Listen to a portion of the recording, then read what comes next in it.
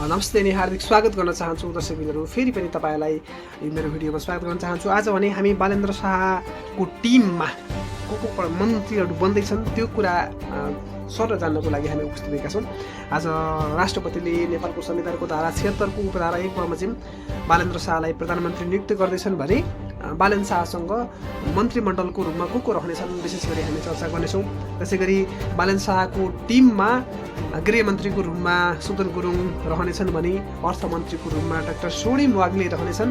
त्यसैगरी दर्शकबिन परराष्ट्र मन्त्रीको रूपमा श्री खनाललाई राष्ट्रपाले परराष्ट्र मन्त्री बनाउने निर्णय गरेको छ भने ऊर्जा मन्त्रीको रूपमा विराजभक्त श्रेष्ठलाई अगाडि सारेको छ र त्यसैगरी उद्योग मन्त्रीको रूपमा अमरेश कुमार सिंहलाई राष्ट्रपाले उद्योग मन्त्री बनाउने निर्णय गरेको छ। त्यसैगरी प्रतिभा रावललाई सामान्य प्रशासन मन्त्री, कृषि मन्त्रीमा गीता चौधरी, सञ्चार मन्त्रीमा विक्रम तिमिल सिन्हा, त्यसैगरी श्रम मन्त्रीमा दीपक शाह, त्यसैगरी शिक्षा मन्त्रीमा सस्मित पोखरेल रहनुभएको छ र शिक्षा मन्त्रीले अब गर्नुपर्ने कामहरू थुप्रै रहेका छन्। अहिले सङ्घीय शिक्षा ऐन पनि संसदमै विगत 2-3 वर्षदेखि अड्किरहेको छ। त्यसैगरी अर्को मन्त्रीको रूपमा चर्चाको रूपमा रहनुभएको छ पर्यटन मन्त्री गणेश पौडेल हुनुहुन्छ। गणेश पौडेल पर्यटन मन्त्री बन्ने लगभग पक्का-पक्की भएको छ। त्यसैगरी चाहिँ महिला बालबालिका मन्त्रीको रूपमा चाहिँ सीता बादी, त्यसैगरी स्वास्थ्य मन्त्रीमा निशा मेहतालाई राष्ट्रपाले सिफारिस गरेको छ। केही मन्त्रीको नाम भने टुङ्गो लाग्न अझै पनि बाँकी रहेको छ।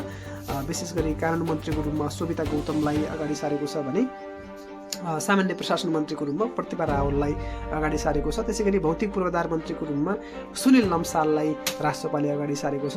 यसैगरी अन्य मन्त्रीहरू केही समयमै टुङ्ग्याउने राष्ट्रपाले जनाएको छ भने सभामुखको रूपमा उपसभापति डिपी अर्याललाई सभामुख बनाउने निर्णय गरेको छ।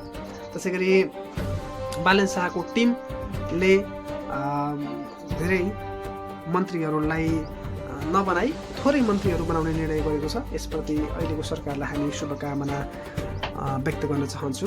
भिडियो अन्तिमसम्म हेर्नु भएकोमा सबैलाई धन्यवाद।